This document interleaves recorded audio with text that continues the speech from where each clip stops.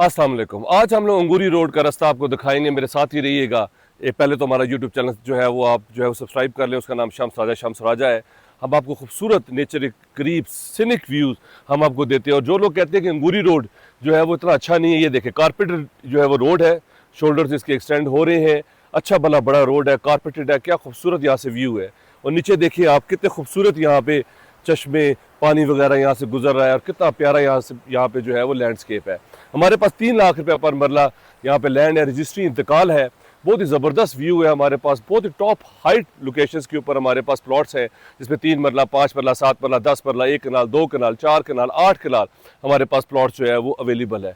Underground sewerage है, electricity है, पानी है, गेटेड कम्युनिटी है, सिक्योरिटी है, हर चीज़ अगर आपको चाहिए। और इस्लामाबाद से 50 मिनट लगती है, और बरी पतियाटा जो है वो चेयरलिफ्ट से 20 मिनट पहले ये लोकेशन आ जाती है। अगर आप इंटरेस्टेड हैं मेरे नंबर पे कॉल कर लें, चैनल को सब्सक्राइब कर लें अगर आपने कंप्लीट वीडियो देखनी है। Thank you very much.